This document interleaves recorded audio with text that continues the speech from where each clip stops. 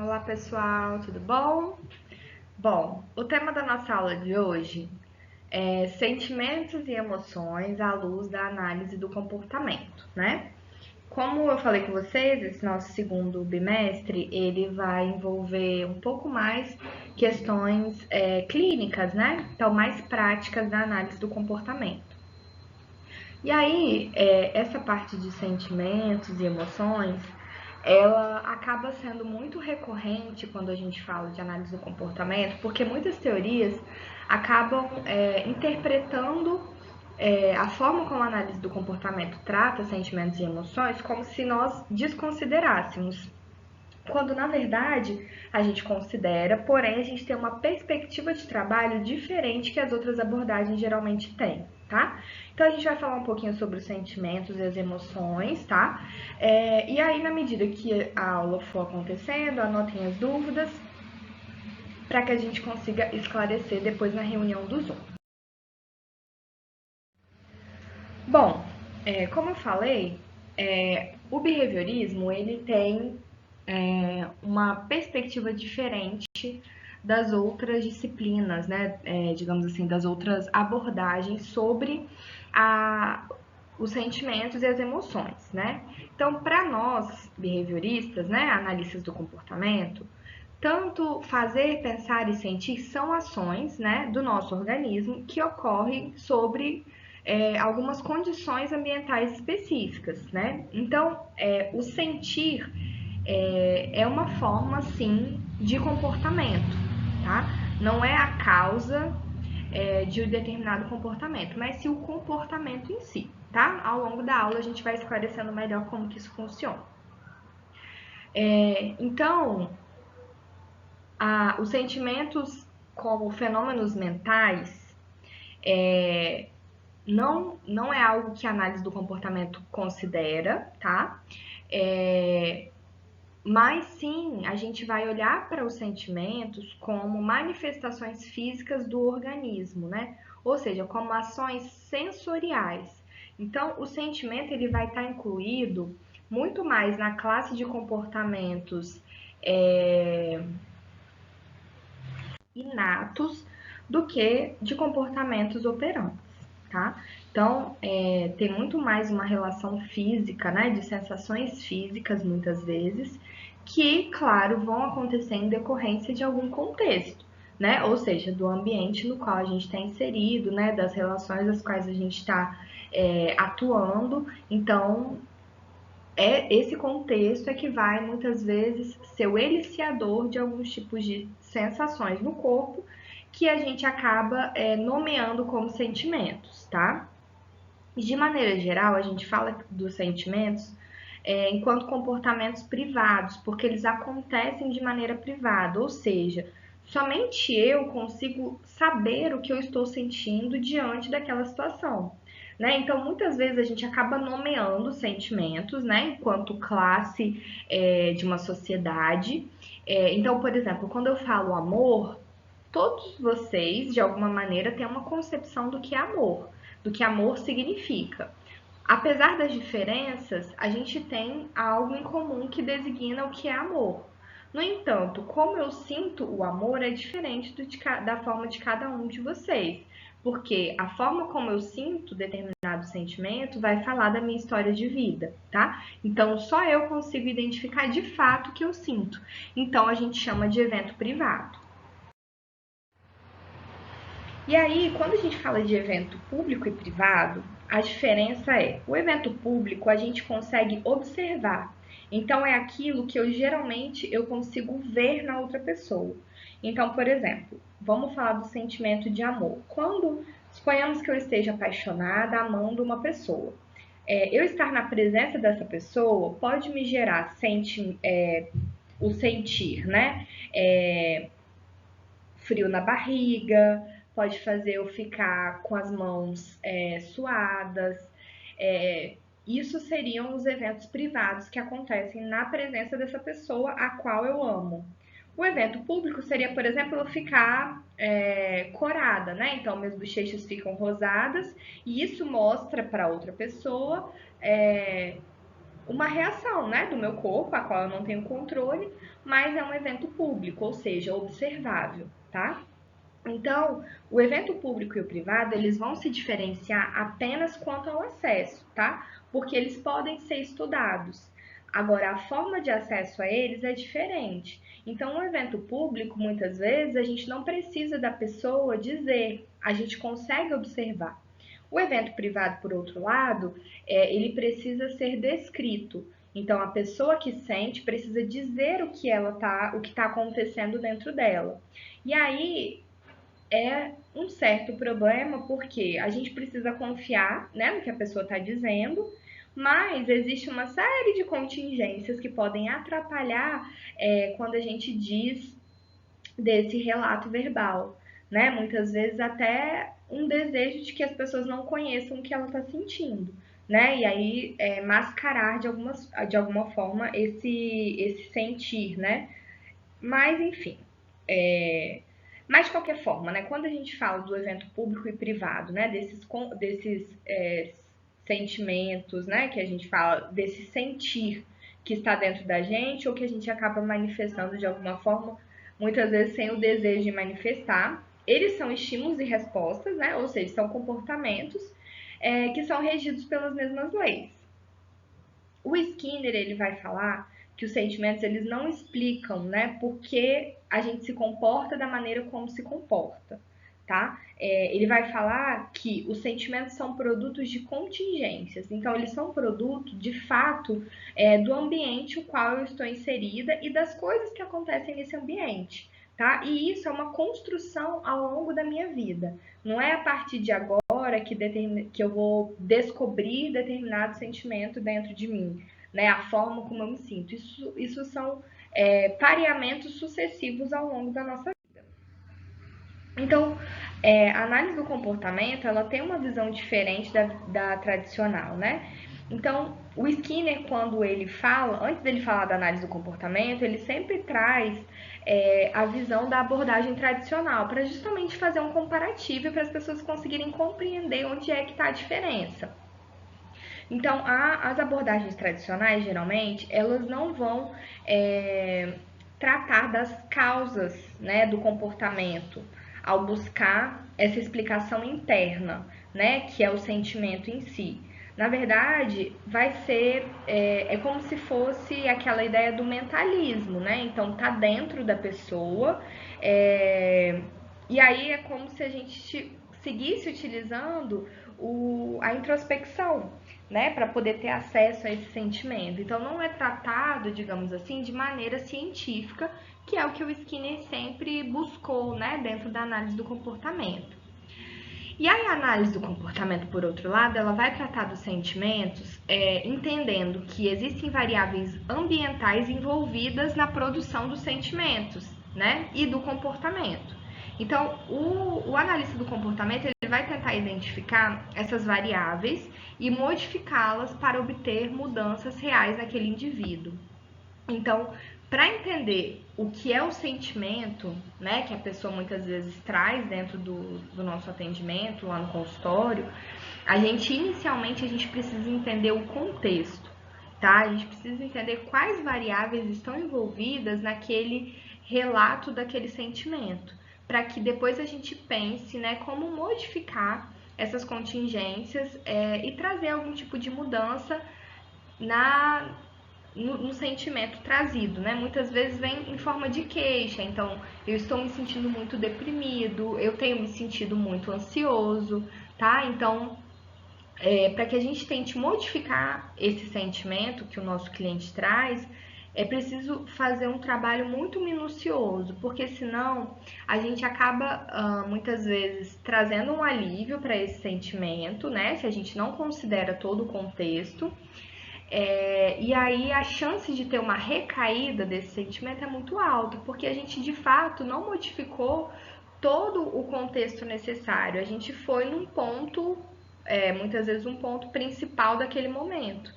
E aí não é esse o objetivo da análise do comportamento. Então, a gente precisa fazer uma análise muito mais minuciosa da história de vida desse indivíduo e do contexto que ele está inserido hoje, para que a gente consiga, de fato, buscar uma modificação que seja efetiva a longo prazo. Tá? Modificar essas contingências, né, as quais eu estava falando, não proporciona apenas uma melhora da depressão, por exemplo, né, mas também da qualidade de vida do cliente. E aí reduz a probabilidade de uma recaída, porque a gente não vai atuar numa contingência específica que trouxe esse cliente para a terapia, né? A gente vai atuar numa maneira mais global na vida desse cliente. Então, a gente vai analisar a história de vida dele e o contexto geral ao qual ele está inserido, para que a gente consiga, de fato, propor intervenções que sejam satisfatórias. E aí fica a pergunta, né? Se as causas do nosso comportamento não são os sentimentos, por que costumamos lhes atribuir esse papel? Por que é que, mesmo sabendo, né, agora vocês sabendo, e de uma maneira geral a comunidade científica, né, sabendo que o sentimento não é a causa, né, por que a gente segue, de fato, atribuindo esse papel, né? Então, a gente se comporta porque determinado sentimento ocorre, né? Primeiramente, é que os sentimentos, eles em geral surgem ao mesmo tempo em que o comportamento. É comum que, quando os eventos são contíguos, passamos a estabelecer uma relação entre eles, mesmo que tal relação não seja causal. O que isso quer dizer?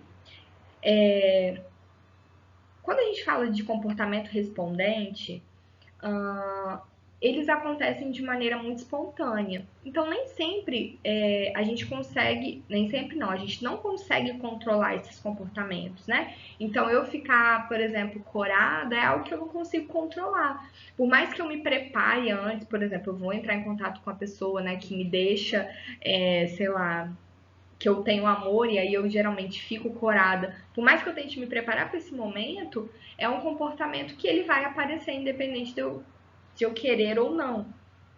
E aí, como é um comportamento que a gente não controla na maioria das vezes, a gente acaba achando que é o sentimento que apareceu e aí a gente atribui, a gente junta, né, o sentimento com o comportamento. Então, a gente diz que a gente se comportou de determinada maneira porque o sentimento apareceu. A gente não consegue fazer essa separação, né?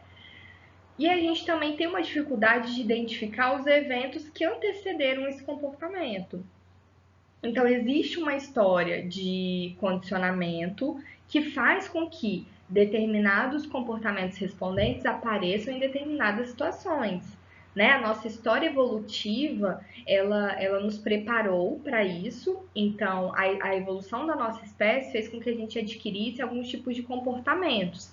E aí acaba que esses comportamentos, eles são eles aparecem, né, na nossa história de condicionamento, né, na nossa história de modelagem individual, eles vão aparecer em determinados momentos. Então, como a gente não analisa os eventos ambientais, a gente acaba atribuindo, né,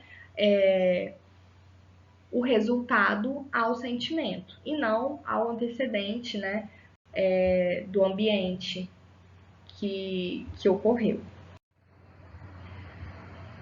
E aí, assim, uma pergunta que o analista do comportamento deve fazer para si, né, diante de um caso ou de diversos casos, é o que no ambiente provoca e mantém o sofrimento do cliente. E aí a gente pega um exemplo específico, por exemplo, de uma depressão, né?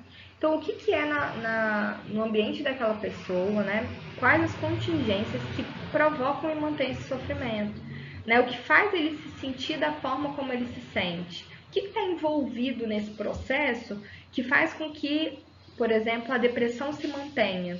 Né? E o que foi que provocou? O que foi o gatilho inicial? Né? A partir do que essa depressão se instalou nesse cliente?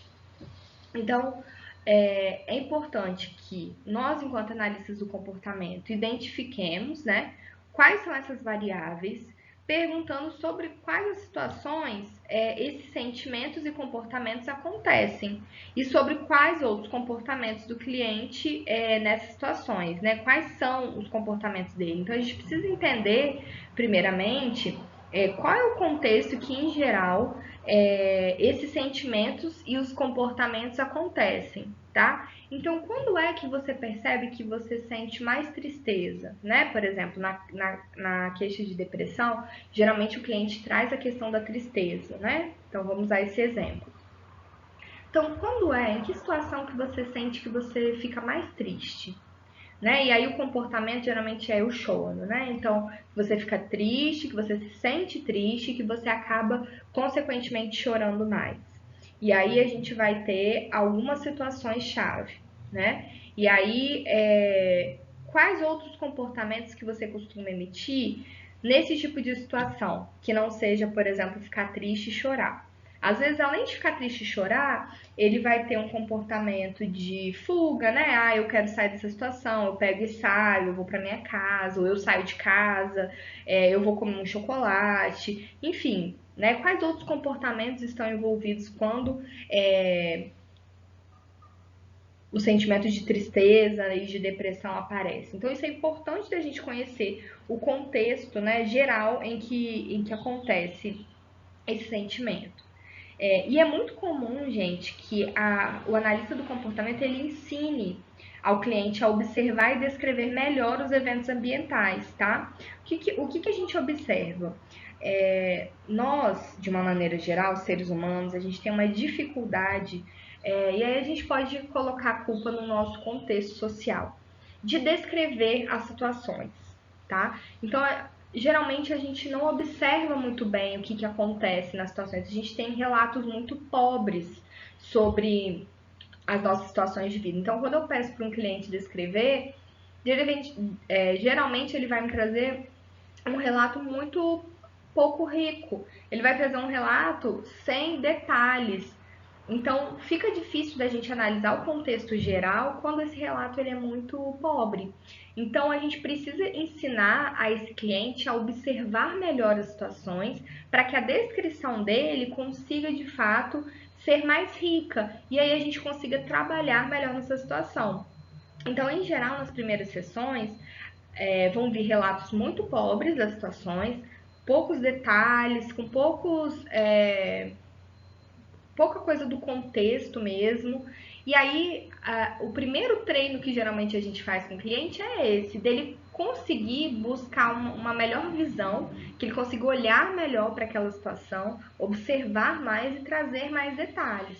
E isso faz com que ele se perceba muito mais do que ele se percebia antes. Então, isso já é um avanço, digamos assim, no caso desse cliente, né? Não só de observar melhor, mas também de conseguir trazer descrições mais ricas e mais palpáveis para a gente, tá? E na medida que ele vai aprendendo a fazer, né, essa observação e essa descrição mais rica, outras variáveis vão se esclarecendo. Né? Então, fica muito mais fácil para a gente conseguir visualizar por que determinados sentimentos aparecem em algumas situações e fica muito mais fácil para a gente intervir também, porque não fica um episódio, digamos assim, cortado, né?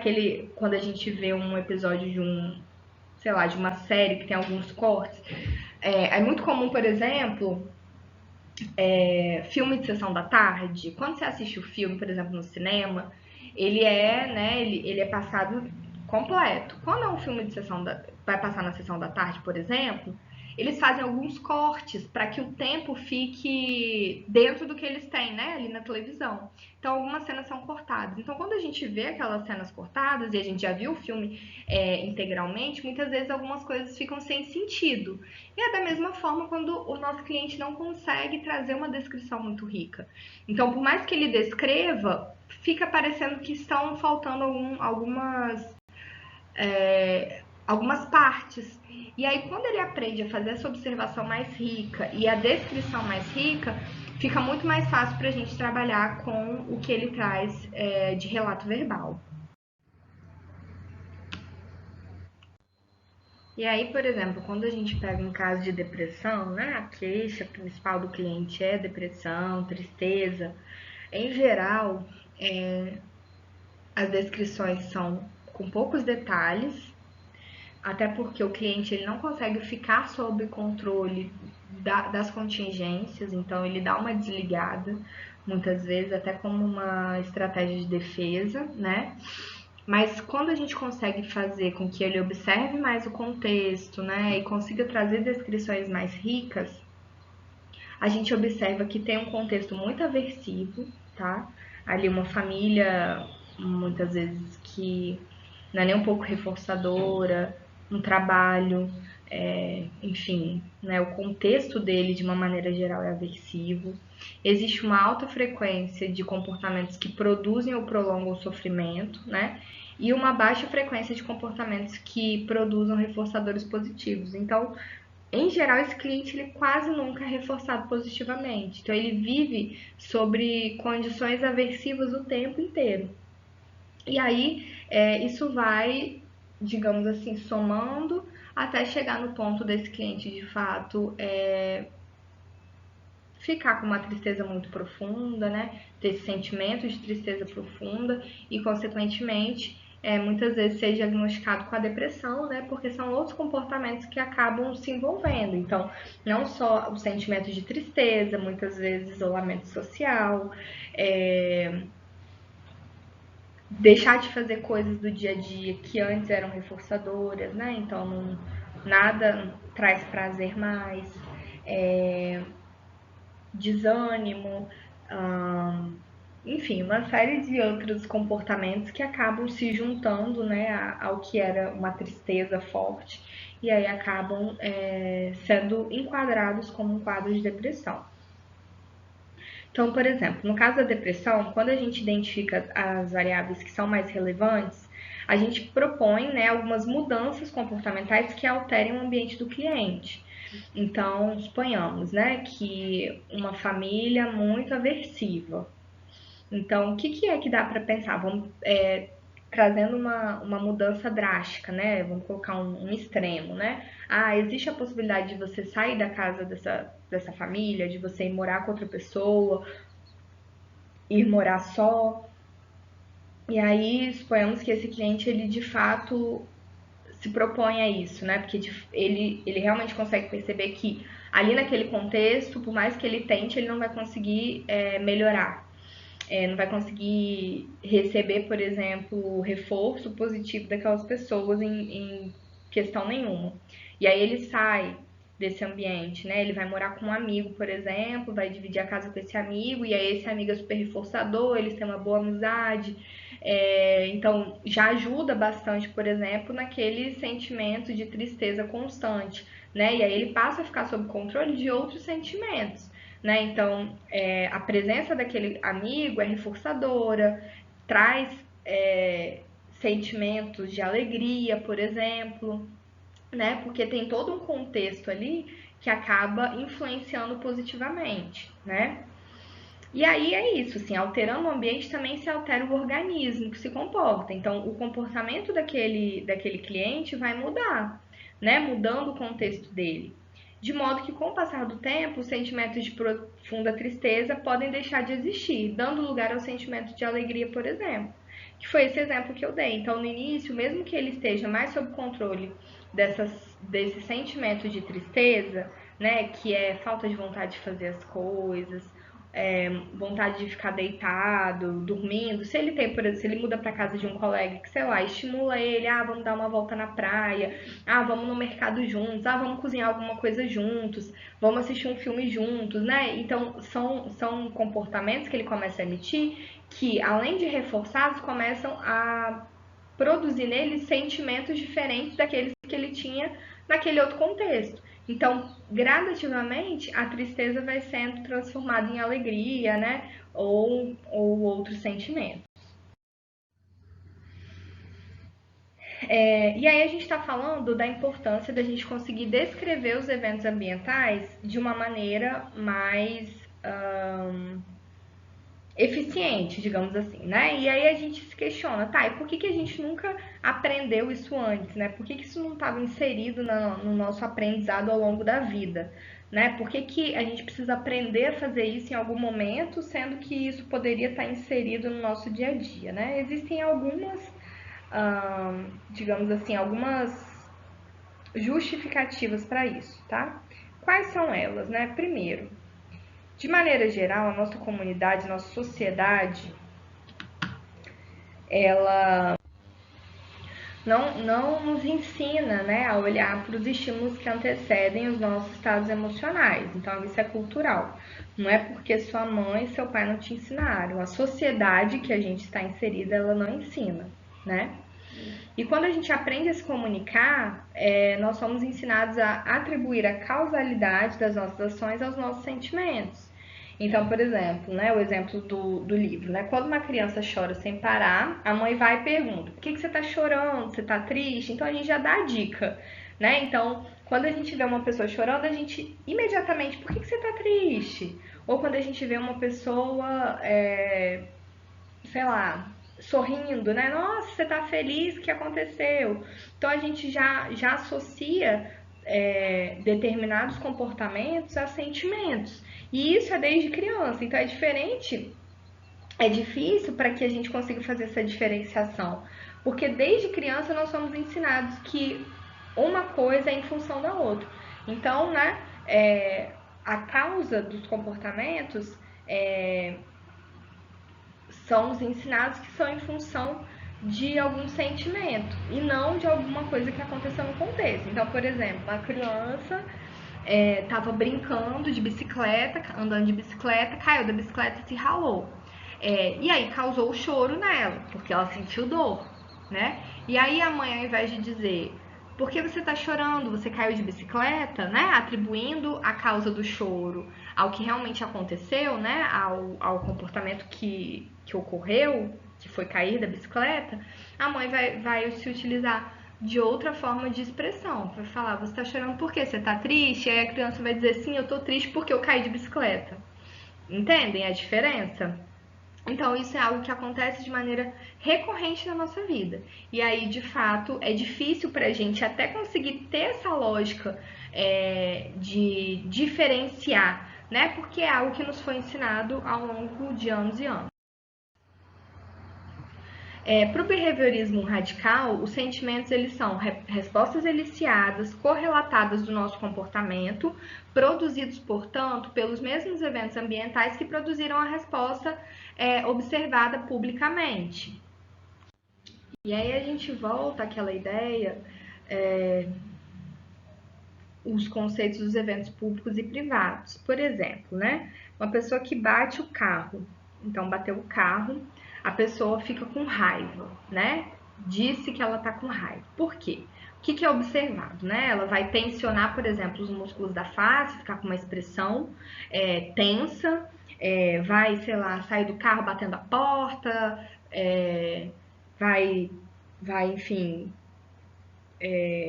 demonstrar, né, de alguma forma que está insatisfeita com o que aconteceu, né? Então isso seriam os eventos públicos. Então a gente percebe pela expressão facial da pessoa de que ela provavelmente sente raiva, né? Bater a porta, começar a xingar, por exemplo, ou começar a reclamar com a pessoa que bateu no carro dela, né? São eventos públicos que a gente consegue observar.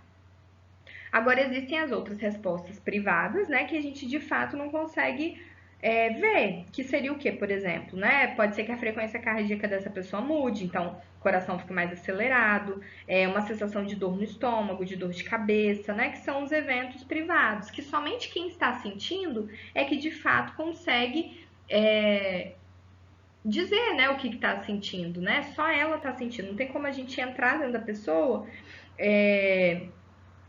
e dizer o que ela está sentindo. Então, a gente acaba denominando raiva a um conjunto de eventos públicos e privados. Então, o conjunto desses eventos a gente acaba nomeando como um sentimento chamado raiva, tá? Então, é dessa forma que a análise do comportamento entende os sentimentos e vai trabalhar com eles também. E aí vamos lá, né? Falar um pouquinho sobre a história de condicionamento, né? Então a gente já conversou bastante, né, nas aulas anteriores sobre a história de condicionamento, que é a história individual de cada um de nós, né? Então, a nossa história de reforçamento e punição é a nossa história de vida, é o que ao longo da nossa vida foi reforçador, foi punidor, que faz com que a gente se comporte hoje da forma como a gente se comporta, tá? Então, dessa forma, a gente nasce com uma maior sensibilidade a uma série de eventos ambientais em decorrência da história da nossa espécie, tá? Então, naturalmente, alguns eventos vão ser mais reforçadores que outros e alguns eventos vão ser punidores pela nossa história de espécie. Então, é algo meio que, vamos pensar que para todo mundo algumas coisas funcionam dessa forma, tá? E esses estímulos, eles também podem ser eliciadores incondicionados de respostas emocionais, tá? Os estímulos reforçadores e punidores, eles vão surgir diante de algum estímulo, né? Discriminativo, digamos assim. Então, diante de algum contexto, vai surgir algum estímulo reforçador ou punidor. E esses estímulos, eles podem se tornar também eliciadores condicionados das respostas emocionais que antes eram produzidos apenas pelos estímulos reforçadores ou punidores. O que isso quer dizer? Vamos pensar num exemplo, tá? Então, por exemplo, vamos pensar numa criança, no livro traz esse exemplo, que não tem medo de aranha. Então, a aranha é um estímulo neutro, digamos assim, né? Ela olha para a aranha, ela não tem medo da aranha e não sente nada pela aranha, né? A aranha não é nada. No entanto, ela começa a frequentemente observar a mãe gritar em frente da aranha, né? Então, toda vez que a mãe vê uma aranha, faz um escândalo, fica com medo, pede para alguém tirar, para alguém matar, enfim. Consequentemente, na medida em que isso vai acontecendo várias vezes, os gritos da mãe na presença desse inseto, né, da aranha, vai acabar criando para essa criança, fazendo com que essa criança passe a ter medo da aranha, tá?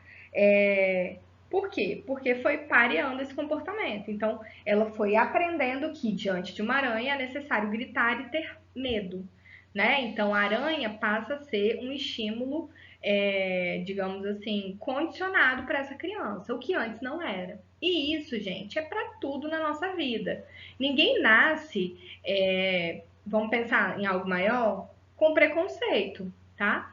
Nenhuma criança nasce preconceituosa. Ela vai sendo ensinada ao longo da vida dela, tá? A ter preconceito.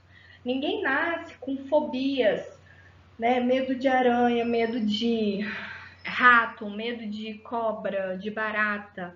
Nós somos ensinados, então alguém mostra pra gente que ter medo desses insetos é o normal. E aí, na medida em que isso vai sendo pareado, né? Isso vai acontecendo sucessivamente, nós vamos aprendendo e isso vai se tornando um estímulo condicionado. Por exemplo, a aranha passou a ser um estímulo condicionado de medo para essa criança, visto que várias vezes ela viu a mãe ficar com medo na frente da aranha. Tá? E aí, a gente tem que pensar como é que a gente vai trabalhar com sentimento, tá? Dentro do consultório, vamos pensar, né? A gente já entendeu que, apesar de serem o sentimento envolver eventos públicos e privados, nós só temos acesso aos eventos públicos, então só aquilo que eu consigo observar.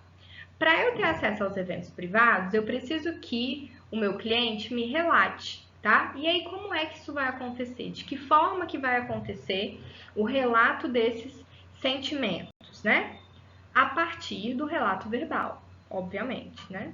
A gente fala de relato verbal, mas tudo bem. Então, a gente precisa que o nosso cliente fale, né? Então, que ele descreva o que ele está sentindo, tá? Isso é um problema, tá? Por quê? Porque a gente é ensinado nem sempre a falar de maneira clara e com todos os elementos do contexto, tá? É muito comum, muitas vezes, o cliente querer ocultar algumas coisas ou querer manipular algumas situações. E nem sempre de uma maneira consciente. Às vezes porque ele quer receber, por exemplo, o reforço do terapeuta, ele quer que o terapeuta goste dele, né? Então, aquela sensação de ser aceito. Ele quer mostrar para o terapeuta que ele está fazendo as coisas de maneira correta. Então, muitas vezes, o relato ele não vai vir tão puro quanto a gente gostaria, tá? E quanto a gente precisaria para que a terapia fosse eficaz, né? Porque quanto mais puro esse relato vier, com mais detalhes, mais fácil e mais elementos nós temos para trabalhar. Então, isso é algo que muitas vezes a gente vai precisar, de fato, trabalhar com o nosso cliente, a importância dele trazer os relatos de uma maneira bem descrita, porque isso não vai beneficiar só ao terapeuta, mas muito mais a ele, tá? Então, de mostrar para ele que, para quem é que ele tá querendo enganar, digamos assim, por quê? Para o terapeuta, para nós terapeutas, a gente vai trabalhar com o que a gente tem ali, o que ele está trazendo de informação. E se ele não traz informações condizentes com a realidade ou com todos os elementos necessários, isso vai estar prejudicando o processo dele, né? Então é importante a gente sempre estabelecer essa relação com o nosso cliente, mostrar para ele que se existe alguém que perde nessa relação, não somos nós. Porque, né, a gente está ali efetuando o nosso trabalho, mas sim ele dentro do processo dele.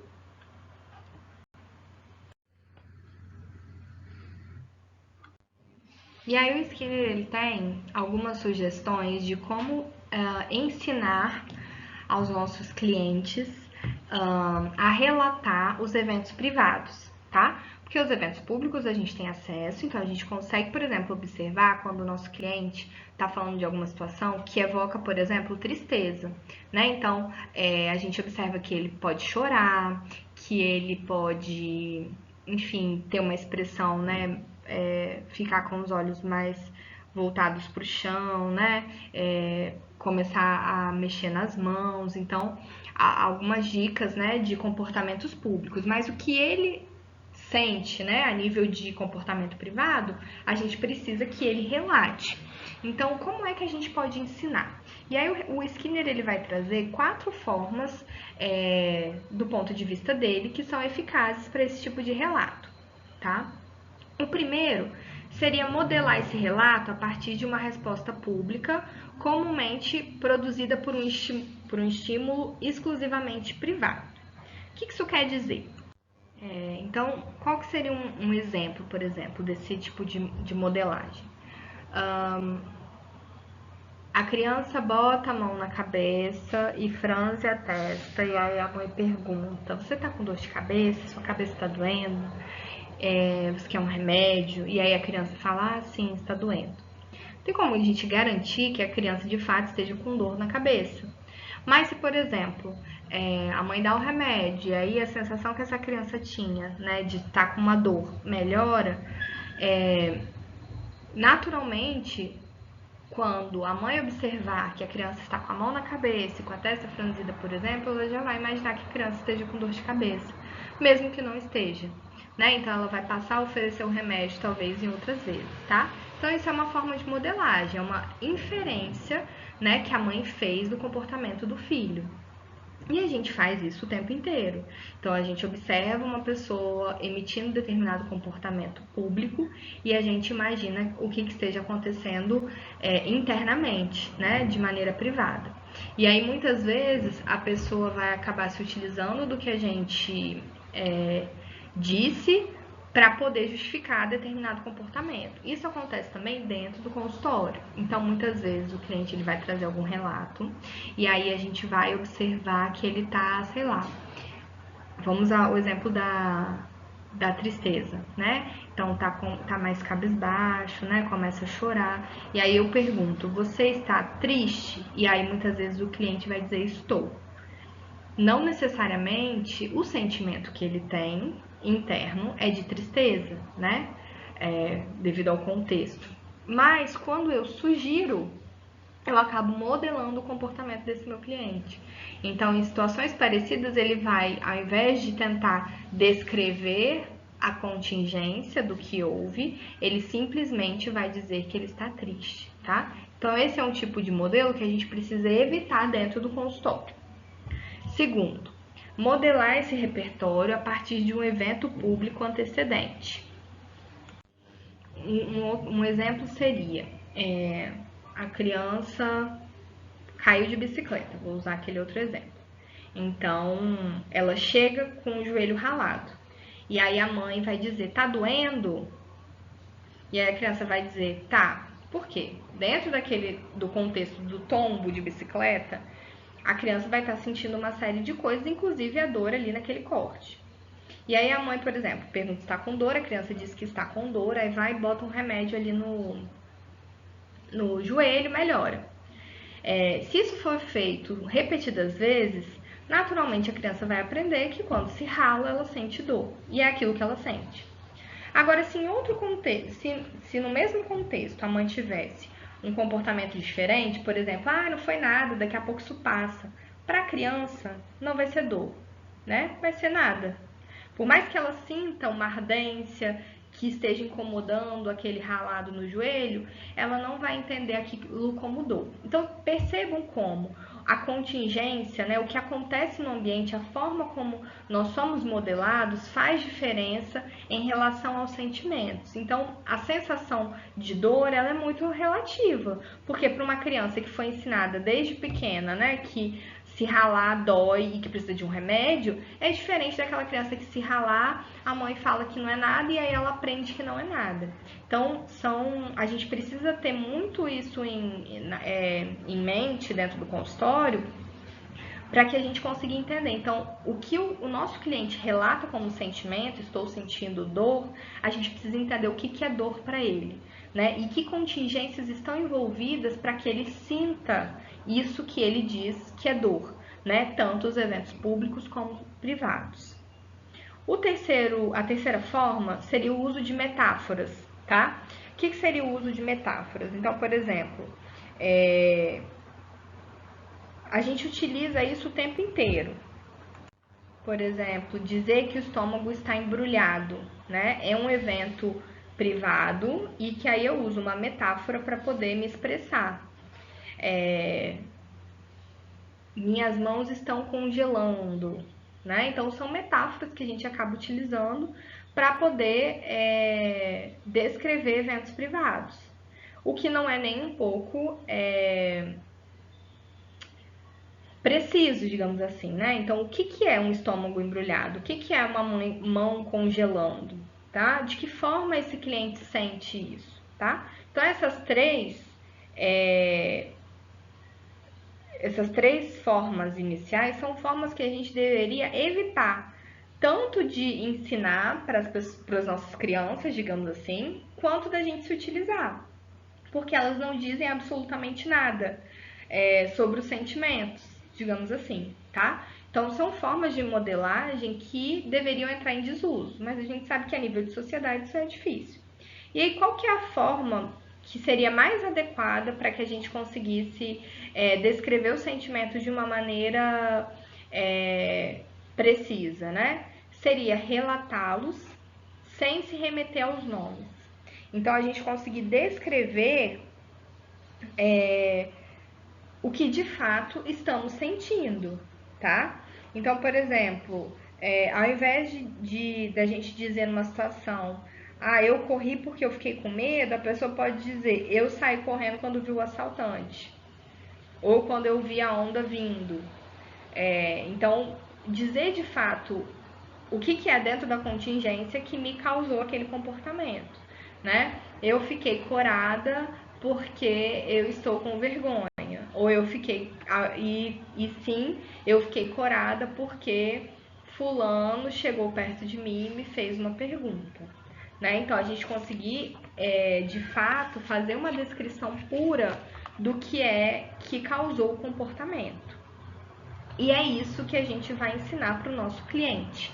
Tá? É dessa forma que a gente vai trabalhar dentro do contexto do consultório, ensinando o cliente, ao invés de nomear o sentimento, a descrever a contingência que causou determinado comportamento. Então, dizer o que está sentindo nem sempre é suficiente para que o outro saiba o que realmente sente.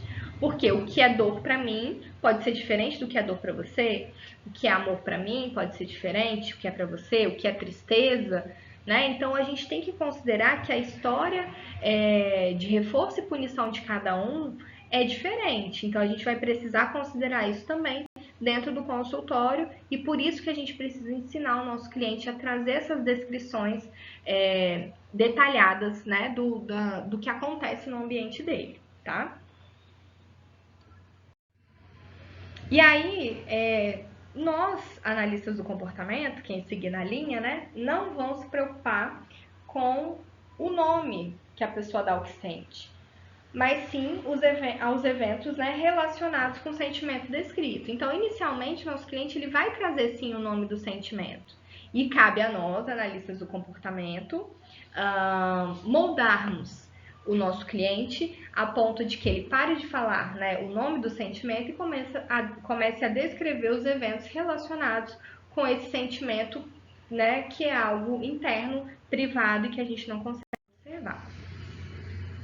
E aí, por que o que eu sinto é diferente do que o outro sente? Por isso que a gente nunca deve dizer para um cliente nosso, eu sei o que você está sentindo, porque a gente de fato não sabe o que o outro sente. Né? Eu sei o que você está sentindo, eu estou inferindo que diante daquela circunstância, eu sentiria a mesma coisa que o meu cliente está sentindo, tá? É bem melhor a gente dizer, eu imagino que deve ser difícil, eu imagino o que você possa estar sentindo, né? Mas dizer, eu sei o que você está sentindo, seria até imprudente da nossa parte, né? Porque cada pessoa vai ter a sua história, né, única de condicionamento, tanto respondente quanto operante. Então, a minha história vai ser diferente de cada um de vocês. Então, a forma como eu aprendi a nomear sentimentos também vai ser diferente. Então, a gente precisa considerar toda essa história individual antes de tomar como verdade determinados sentimentos, tá? E isso implica, né, diferentes eventos ambientais que vão produzir determinados sentimentos diferentes também, tá? Então, essa frase eu acho ótima. Querer que o outro compreenda os nossos sentimentos é o mesmo que exigir que ele conheça toda a nossa história de condicionamento, as quais nem nós mesmos, né, temos conhecimento completo. Porque nem sempre a gente está consciente de tudo que nos aconteceu. Tem coisas que a gente de fato não lembra, né? E que muitas vezes tiveram impacto na forma como a gente se sente hoje, né? Então, por isso que a gente não pode achar que as coisas são tão simples quanto parece, né? Porque, de fato, entender o sentimento do outro é algo muito complexo. É importante ressaltar também que o sentimento ele não deve ser reduzido a uma única classe de respostas ou apenas a um conjunto de operações. São muitas variáveis relacionadas com a produção e com o relato verbal dos sentimentos. Então, também não dá para a gente achar que um conjunto de comportamentos e de respostas dizem o que sentimento é, né? A gente precisa ter uma consideração muito mais ampla disso, né? E nós, como psicólogos e que trabalhamos com a vida das pessoas, a gente precisa mais ainda ter esse tipo de consciência na hora que a gente está com um cliente dentro do nosso consultório, tá? A gente precisa entender que o sentimento é muito mais do que simplesmente aquilo que o meu cliente está me descrevendo, né? Até porque a gente não consegue descrever tudo. Quem dera se a gente conseguisse.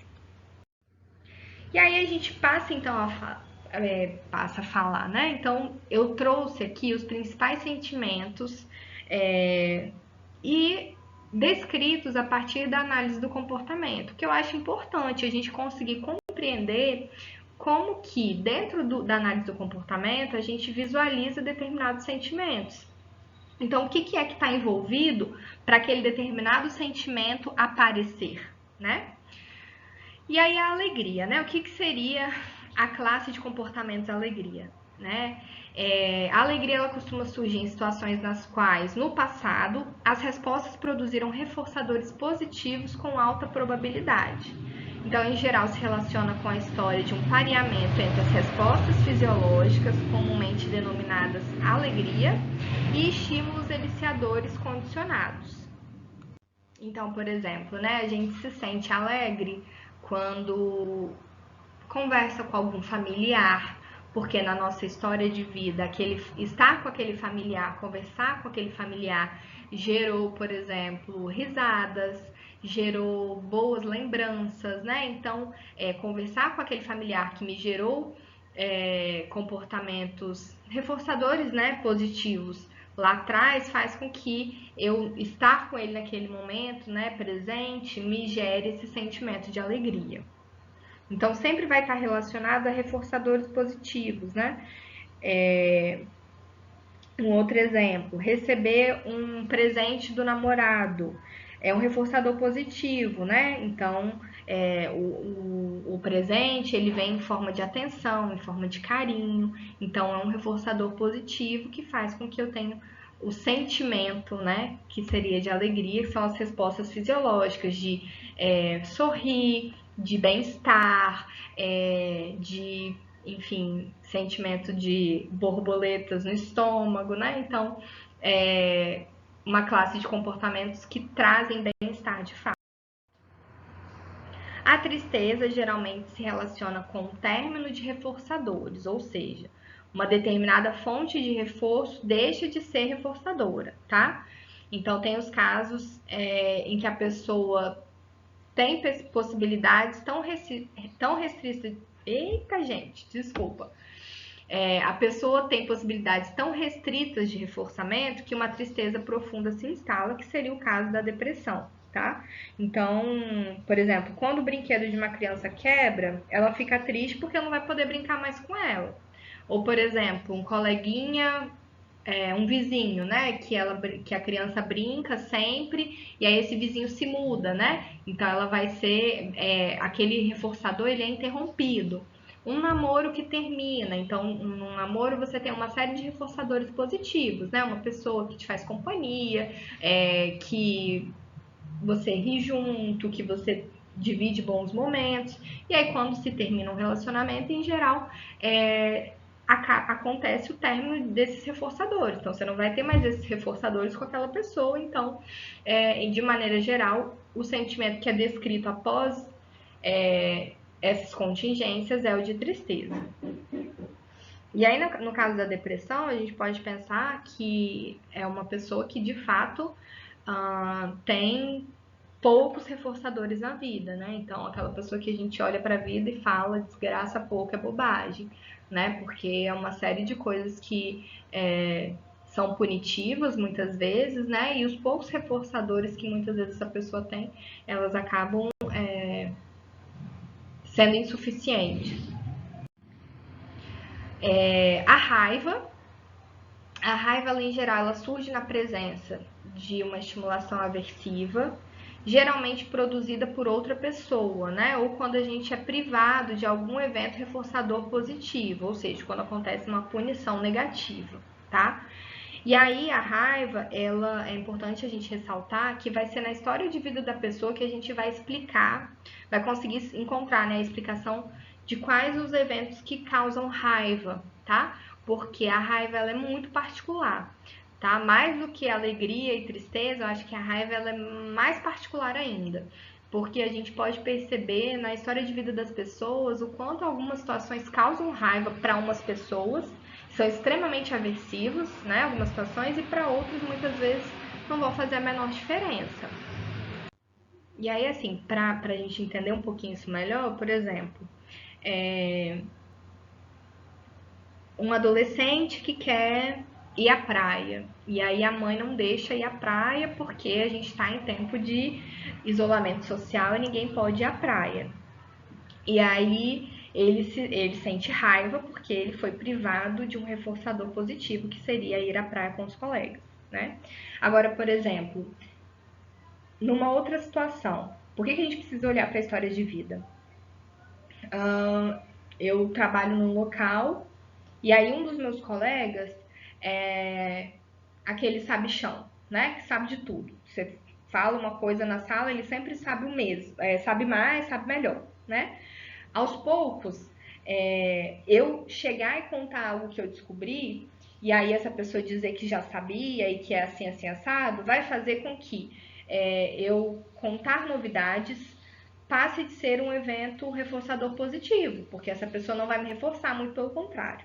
Agora, se ela só tem essa postura comigo e não tem com os outros colegas, muito provavelmente os meus outros colegas não vão sentir raiva dela.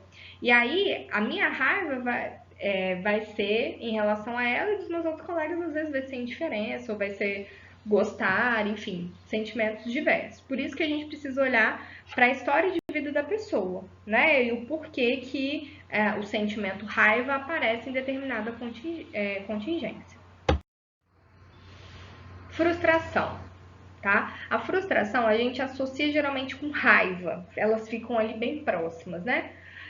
Porque acontece em ocasiões que um comportamento que geralmente era reforçado deixa de ser, tá? Vamos pensar num exemplo. O livro traz o exemplo, por exemplo, da prova, né? Então, um aluno que sempre estudou para a prova, sempre se dedicou, sempre tirou notas boas. E aí ele estuda da mesma forma que sempre estudou e não vai tão bem numa prova. Então, o sentimento dele vai ser de frustração, porque o comportamento de estudar geralmente era reforçado. E aí, dessa vez, mesmo ele emitindo o mesmo comportamento, ele não foi reforçado. E aí, o sentimento que ele vai ter é de frustração. Ansiedade, né? O mal do século. Em geral, a ansiedade ela é sentida, né, em uma situação que sinaliza a apresentação iminente de um estímulo aversivo, né? Então, ao longo da nossa história de vida, determinado estímulo aversivo foi constantemente apresentado em algum contexto. Então, eu, diante daquele contexto parecido, o meu organismo ele acaba se comportando de maneira a se preparar para a ocorrência daquele determinado estímulo. Um bom exemplo para ansiedade é, por exemplo, ir ao dentista, tá? Se eu já fui ao dentista e foi aversivo para mim, né? Eu fui no dentista arrancar um dente. E aí eu senti dor, e aí eu fiquei vários dias. E aí eu fiquei vários dias sentindo dor, tomando remédio e tudo mais. A próxima vez que eu for no dentista, por mais que eu, sei lá, vou fazer uma limpeza de tártaro, que não causa dor, só de estar naquele ambiente, aquele mesmo ambiente, vai me gerar ansiedade. Por mais que não seja o mesmo estímulo que esteja me esperando. Né? Então, eu não vou arrancar um dente, vou fazer uma limpeza, mas o ambiente vai acabar me gerando uma resposta de ansiedade em função da semelhança, né, da situação, tá? E isso como qualquer outro contexto, né? Esse é só um exemplo. Mas por isso que muitas vezes uma boa estratégia para ansiedade é a gente tentar racionalizar, né? Então, tô ali no consultório do dentista pensando, eu não vou arrancar o dente, só vou fazer uma limpeza, né? Eu não vou sentir a dor que eu senti quando eu arranquei o dente, né? E isso às vezes acaba conseguindo controlar um pouco mais a ansiedade. Claro que a gente não pode pensar em termos tão simplórios, tá, gente? Mas assim, só dando um exemplo para vocês. Medo, né? O medo ele ocorre de fato quando o estímulo aversivo está presente no ambiente. Então seria diferente, por exemplo, de eu ir no dentista e arrancar o dente, outro dente, né? Porque seria de fato diante de uma situação que eu já vivi, que me causou, enfim, dor, né? E aí eu fico com medo de passar por essa situação de novo. Eu estar na iminência dessa situação semelhante, igual, faz com que eu desenvolva um medo. Vergonha e culpa, tá? A vergonha e a culpa geralmente estão associados em relação a uma estimulação aversiva ou retirada de um estímulo reforçador, tá? Então, quando a gente se comporta de uma maneira diferente do estabelecido socialmente, tá? Geralmente acontece a perda de reforçadores ou a apresentação de estímulo aversivo. O que é um bom exemplo? Festa de final de ano de uma empresa. E aí eu vou para essa festa e aí lá tem bebida alcoólica. E aí eu acabo bebendo demais, dançando de maneira desapropriada, né, para o ambiente, sei lá, caio, escorrego e caio, vomito no meio da festa, né? Então, não só vou perder alguns reforçadores, porque as pessoas vão começar a me olhar feio, vão começar a falar, nossa, mas você bebeu demais, né? Então, o que era reforçador, muitas vezes, todo mundo estava achando graça, e aí passa a se tornar algo de incômodo mesmo. Pode acontecer um estímulo aversivo, como por exemplo, meu chefe depois me chamar na sala dele para conversar a respeito dessa situação e dizer que isso não pode acontecer, né? Então, geralmente situações como essa acabam sendo acompanhadas de vergonha, tá? Amor. Ah, o amor, né? Geralmente a gente diz que ama algo ou alguém que nos proporciona uma variedade de reforçadores ou reforços de alta intensidade, né? Então, em situações em que eu sou muito reforçado. Vamos pensar aí no namoro, né? Então, no namoro, né, eu tenho a presença daquela pessoa que é reforçadora, que vai me trazer presentes, que vai sair junto comigo para algum lugar que eu goste, que vai dividir comigo momentos importantes. Então, isso faz com que eu diga que eu sinto amor por aquela pessoa. E aí, não só no relacionamento, né? A gente sente amor pelos nossos familiares, que nos são muito queridos, muitas vezes, que nos proporcionam muitos reforçadores, né? Pelos nossos bichinhos de estimação, que muitas vezes vão nos proporcionar reforçadores. Enfim, uma série de coisas, né? Então, o amor ele não está restrito ao relacionamento amoroso, muito pelo contrário, né? A gente ama muito mais coisas do que a gente imagina muitas vezes, né? Por exemplo, a nossa liberdade que a gente tinha de poder fazer as coisas, né? De encontrar os nossos amigos, de, sei lá, fazer alguma atividade que atualmente a gente não está podendo fazer, e o quanto a gente está valorizando, porque estamos o quê? Privados, né? Desses reforçadores nesse momento. E aí, pensando um pouco na aplicação clínica, enquanto cientistas do comportamento, a gente deve sempre investigar, né, as contingências que produzem esses sentimentos e também investigar a fala, né? Então, tentar sempre aprimorar o relato do nosso cliente, para que a gente consiga de fato investigar as contingências, tá? A modelagem do comportamento verbal, ela é sim uma técnica efetiva para a mudança do comportamento ou também a ampliação do repertório, né? Porque é mais fácil mudar o comportamento de alguém modelando aquilo que ele diz do que modelando aquilo que ele faz, tá? Então, a gente conseguir modelar o comportamento verbal vai nos trazer muito benefício a nível clínico com aquele cliente e também vai auxiliar esse cliente a longo prazo. Então, de manter esse comportamento dele conseguir de fato analisar melhor as situações, né? E também de se expressar de maneira mais precisa. Vai caber a nós, né, terapeutas analistas do comportamento, sistematizar e explicitar para o cliente os procedimentos em operação, tá? Tornando eles conscientes do controle comportamental em que está submetido, enquanto as contingências produzem as alterações comportamentais e afetivas que são inerentes às suas funções. Então, cabe a nós também ensinar para os nossos clientes, muitas vezes até termos técnicos, tá? Para eles vai fazer muito mais sentido. Lógico que não é todo cliente que vai conseguir se adaptar ao uso de termos ou vai fazer sentido, mas tem muito cliente que gosta, que para eles faz muito mais sentido, eles conseguem enxergar de uma forma muito melhor quando são ensinados os termos, tá? Então, de alguma forma, a gente vai avaliar isso cliente a cliente, tá? E aí, o papel do terapeuta é desenvolver comportamentos de contracontrole que removam ou alterem definitivamente a fonte do controle coercitivo. O que quer dizer isso? Quando a gente ensina comportamento de contracontrole para os nossos clientes, a gente está ensinando alguns comportamentos de fuga e esquiva, tá? De algumas situações. Mas não só isso, tá? Mas a gente precisa ensinar também, além dos comportamentos de fuga e esquiva, comportamentos que sejam adequados dentro da situação. Então, ele não vai só fugir ou se esquivar da situação, ele vai emitir novos comportamentos e que vão acabar influenciando nessa contingência, né, nesse contexto o qual ele está inserido, tá? Então, a gente precisa aumentar o repertório desses nossos clientes. Então, em relação a sentimentos também, a gente vai trabalhar dessa forma. Bom, o texto está disponível na biblioteca digital, tá bom? Então, vocês podem buscar lá. É o capítulo 6, tá bom? Então, leiam o texto também, tá? Ele é bem didático, bem tranquilo. E aí a gente conversa melhor na reunião do Zoom. Obrigada, pessoal!